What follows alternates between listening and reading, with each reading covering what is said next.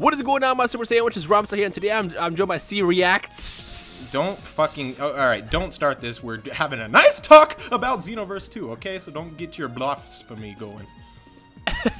Just trying to trigger you before we fight in Xenoverse. But first, we have to make a discussion because Xenoverse 2 has some competitive changes. A lot. And, yeah. So, first and foremost, I do want to point out that this is still based off of early builds, alpha builds at that. The beta build will be available in October, as you guys already know. October 8th to 10th is a closed build, closed beta. And then October 14th to the 16th is going to be the open beta. That's a beta. Everything prior to that is an alpha. Can you please, using your game expertise since you work at a game company, can you let me know what the difference between alpha and a beta is? Real fast. An alpha is like a pre-cum for the beta. I'm sorry, that was disgusting. An alpha is just exactly what it sounds like. It's the thing before the beta. So, I mean, a beta is already an extremely early version of the game. So, an alpha is before even the beta. So, it's like very, very kind of like rough around the edges sort of vibe to it. Right. So obviously by the time the main build comes out on October 25th to 28th in Europe and November 2nd in Japan, there might be some more changes being made last minute. But based on what we saw, we noticed a bunch of competitive differences that's going to change the gameplay around completely. And we're not just talking about new features such as a stamina break and the reverse dash, which, by the way, thank you God for reverse dash. It's so beautiful. What I'm talking about specifically... Oh yeah, no more runners. We said it's 1,000 times before. I can't wait. What I'm talking about specifically is certain status changes or how stuff works. For example, now you can't do what's that? Phantom Fist? Phantom Fist and After Image. We don't know for sure about Phantom Fist, but we can assume just because of After Image takes key now, and Phantom Fist is in the same kind of like field of After Image, so we can only assume that After Image Strike, Phantom Fist, all those kind of like evasive but not really evasive moves, you guys know what we're talking about, are now going to take key, whereas before they did not. Yeah. On top of that, we have certain moves such as the Solar Flare, which now takes 2 key bars. You guys remember how annoying Solar Flare?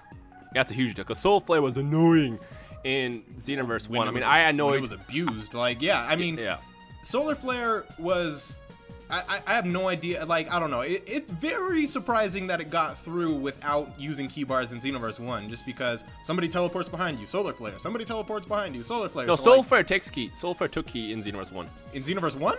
Yeah, it took key. It was just annoying. Oh, okay. Now it takes 2 key bars. Okay. Yeah, After Image. Yeah, After Image. Yeah, After Image, Instant Transmission, stuff like that took no key, and that was yikes. But that's been obviously changed, and I'm hoping it does stay like that in the main build. And also, what I want to talk about, the big one is I noticed in the gameplay that was shown this past weekend at TGS, it showed off your opponent's stamina and key during a battle. Yeah. Now, I posted a poll on Twitter. No, it wasn't a logo. It was like an online environment type of match. Yep. Now, I posted a poll about this on Twitter, and it was pretty dead even when it came down to people saying it was a good idea versus a bad idea. Do you want to kind of talk about the cons and pros real fast about why it's a bad thing to see stamina, but it's also kind of good? Yeah, to see somebody's stamina. I mean, all right. We'll start with, I wouldn't say it's cons. I wouldn't say pros or cons. It's one of those things that we're going to have to just kind of like sit back, wait, and feel it out, see how, you know, how it actually works in game. But I know. So let's talk about Xenoverse 1 then. Let's talk about Xenoverse 1 first. So in Xenoverse 1, how like what is the pros and cons of not being able to see stamina? Let's start there. Okay. So in Xenoverse 1, not being able to see your opponent's stamina adds a whole new, like, not a new, but like it adds this strategic kind of mental game to it. Like, I know for me, like if I had very, very low stamina, what a lot of people do, like some people are very obvious. Like if I see somebody starting to drift back, throw key blast, then it's like, okay, they obviously have low stamina. Whereas with me and, you know, some other players, you know, it just depends on your play style. I'll get really aggressive when I have low stamina to kind of give off the impression like, oh, he must have a lot of stamina. That's why he's coming at me this way. Right. But it's all just a mental game. So if you remove that, you know, it potentially, I'm not saying it does, not saying it doesn't. We'll have to see how it works in game. But that sort of realm, that sort of mental realm where you can like actually kind of bluff or fake out your opponent, is you can just see it in Xenoverse 2. So you can see like, oh, he has no stamina, I'm going at him. You know, normally in Xenoverse 1 you depend on, oh, you know, somebody's guarding, you're punching their guard, and then it starts to turn red. You know you're about to break their stamina, sort of thing. So I don't know. Again, we'll have to wait and see how it actually works in game. But what are your thoughts? I don't know. Well, from my experience, it's both a good and bad thing. The bad thing, obviously, is if indeed is the same way that we saw at TGS, where you can't see your opponent's stamina. I mean, the argument here is everyone says, well, every other game does it that way. And that's fair, but this is not every other game. This is Dragon Ball. This is its own realm, its own lane. This is its own game. Yeah. And the bad thing with being able to see stamina is now it makes it a bit easier to rush in. Like when I'm fighting Danny, for example, or you, a lot of times I hesitate to jump in because I know you're gonna just snap finish out of the way and just beat my ass. Like I have to look at my stamina and make sure that I have at least 4 or 6 bars, so I can snap out of that and kind of abort if I have to when I jump in. But now that I can see you have no stamina, I know every single time to rush in. It's like Storm 4. Yeah, yeah. In Storm 4, the second you see someone run out of their sub bars, you run in, you beat that ass. Yes, exactly. Like, oh, no substitutions. Blah, blah, blah. I've seen Afro do it a million times. But yes, another thing, it's a double-edged sword. I was gonna say it's a double-edged sword. Yeah. Now that we do see stamina, it will make you have to fight smarter. Now I'm going to be less likely to want to use up all my stamina that way, because I know you can see my stuff now, and it's kind of like, yeah, actually it's kind of like Dragon Ball Z. Like think of it this way: you can sense my energy, my stamina, my ki, and all that stuff, and it makes it more realistic, I guess, in the Dragon Ball realm. But at the same time, it makes me have to adjust to that system. So now it's like before, where I had the safe hand where I can kind of bluff my way. I'll go ahead, and rush in. I dare you to rush in, and then I actually can't do anything in the end. I have to rely on perfect blocks. Now it's kind of like, oh snaps, he sees my stuff. I should probably not. Yeah, so, exactly. Like you'll have to be more cautious. You'll have to be a lot more aware of like, what does yours, like if I see my stamina's low and I know my opponent can see it, then I'm not going to rush in anymore, because like I said before, they couldn't see it. I'm going to rush in because, like, you can throw them off, they don't know what to think. They have no idea. Like, it's this whole little small mental game you play with your opponent. And I also wanted to add that Xenoverse 2, as we have seen as the biggest thing about Xenoverse 2 is connecting combos, good hit detection, you can follow up things with different blasts, various moves, etc., etc. And with that said, if people can see my stamina, so if I can see your stamina is super low, and we have the functionality of Xenoverse 2 at our grasp, which means you can connect basically infinite combos until you can snap vanish out of it. This game is so dangerous. This game is so offensively intensive. Like, you can knock your opponent to the ground. If they have no stamina, you can throw something at them and you'll know when they have no stamina. And it's, I don't know, like, it's so dangerous to run out of stamina in this game. I feel like there's going to be a lot of quick KOs. There's going to be like those 10 seconds or less kills. I don't know. Yeah. It's going to be interesting. It could also be good because now that you can't see your stamina, again, I'm trying to sit on both sides. It also makes you change up your fight style completely, because now you can use different moves to kind of bait your opponent into using up the stamina. Oh yeah, yeah. Definitely. It's just like in Storm. You want your opponent to use up all their sub bars so you can jump in and punish them. And again, it's both a good and bad thing. I mean, it's obviously different from Xenoverse, but I mean, it's got to be different. You gotta be able to jump into this game and adjust completely and change your fight style completely, as opposed to the previous game. So it's both a good and bad thing. Now, the first question I want to ask the people: if we do end up getting the system where we can see your opponent's ki and stamina, is that a good or bad thing to you, and why? I want you to drop your comments down below. And really think this through. Like, I know there's a lot of people who I feel like if anything is different, or if anything like is too drastically different, they automatically, because yes, and hear me out, like I too, like when I first heard about this, I was like, really? Like that changes quite a bit. But like really analyze this, see it like we're doing now. We're looking at both sides of the spectrum, like why it could be good, why it could be bad. So matter of fact, I'm not, give us your pros and cons. Actually, I want to see like what you guys think is good, what you guys think is bad, and then maybe your overall synopsis. So like, I want some beautiful articles in the comment section.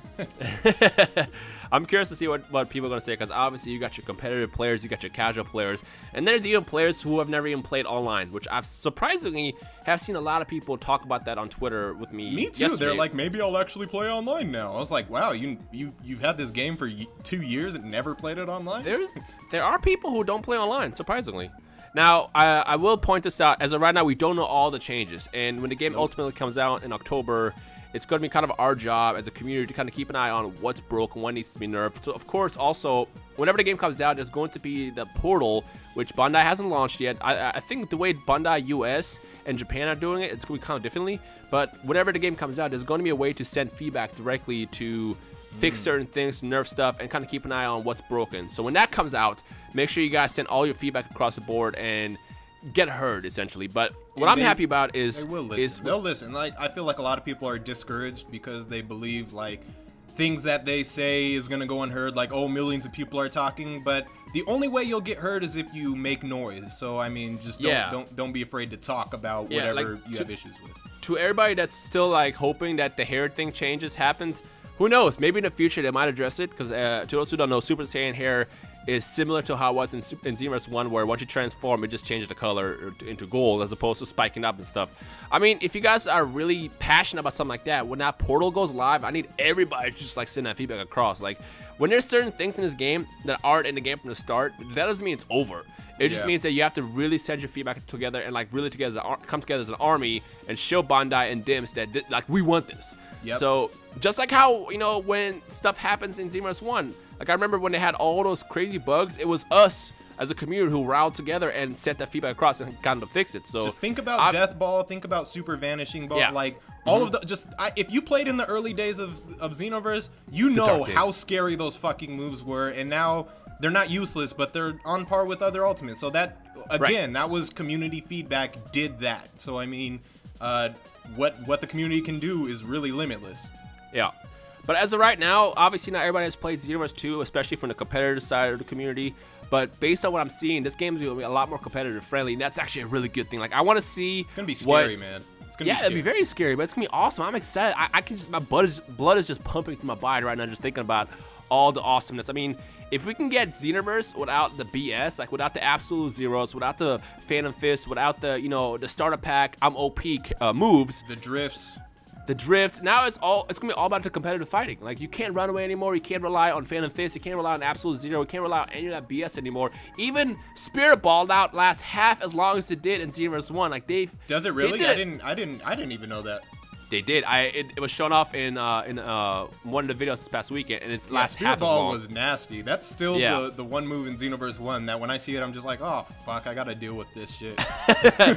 Yeah, no, they definitely seem to have nerfed everything, like, and I'm happy about that. But of course, the game is not going to be perfect when it comes out. Like, you have to understand that even when the beta comes out, it will not be perfect. There's going to be bugs. There's going to be issues. There's going to be nerfing that needs to be done. It's just that when stuff, as the people say, when shit hits the fan, don't freak out. Just kind of. That's why it's a beta.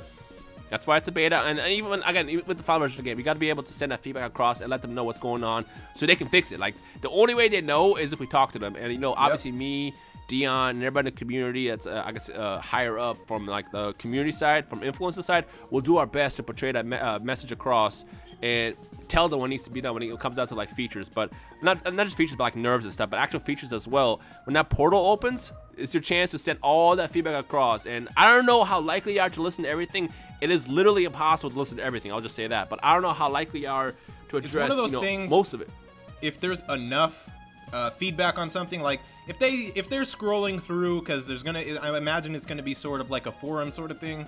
So if they're scrolling through and there's gonna be like, oh, let's just say, for example, Phantom Fist is still fucked up or something. Just for example, I'm not saying it will, but if they're scrolling through and they see like 5 different Phantom Fists, then they're going to be more likely to press it. So I mean, if everybody's voicing their opinion, the things that are most prominent, where the majority are, you know, complaining about whatever, that's what's going to be noticed. So the only way that's going to happen is if everybody's talking and if everybody is into it, etc., etc.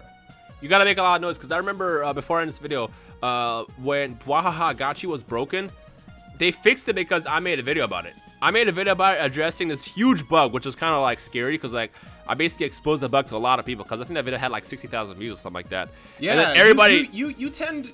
The things I'll let you finish, but you've done some things, all right? Let's just say Kaioken and Angry Shout. I've run into some fake cells that's online, and I've had to piece them up. Hey, you know how to fight them now, though, so I made you stronger. But no, with stuff like Waha Got You, because we as a community came together, we exposed that bug, they got it fixed. So obviously when the game comes out, even when the beta's out, you know, it's important for us to send a message across to know what needs to be balanced, what needs to be worked better.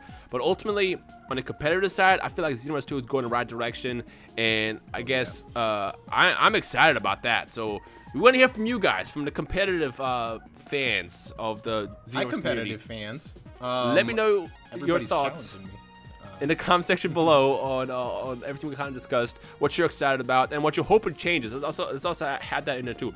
What's another change you hope to see?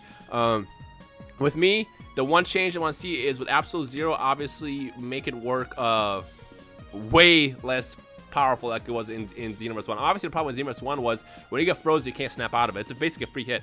So what they could do is, if they do have Absolute Zero come back, they could do it so you can snap vanish out of it when you're frozen and something like that. Similar to how we saw with the Noah Shinron version with the fire, where you can get frozen, but you can also snap out of it. Right, so, right. Yeah. I mean, I have confidence with how they're dealing and everything that they're going to fix most of the issues from Xenoverse 1 as far as OP moves and nerfs. But again, I don't know everything because I haven't seen every single move yet. So for now, I guess this is going to be an open forum in the comment section below to see what people want to see different, and 2, to see your overall thoughts on a new system such as Solar Flare taking more ki, certain ultimate attacks that take 5 ki bars instead of 3. On top of that, you can see your opponent's stamina ki. Like, how do you feel about all that? Let us know in the comment section below. Let us know how you feel. We're going to be your therapist. We're going to talk you through this. Actually, maybe there's going to be a lot of comments, but comment anyway, and, you know, just let it all out onto the comment section. And I guess that's it for me. I don't know. Yeah. With that said, if you're hyped for Xenoverse 2 and all that good stuff that's happening over the next couple weeks, make sure you leave a like right below. And I guess Dion and myself will see you on the battlefield in the beta. Goodbye.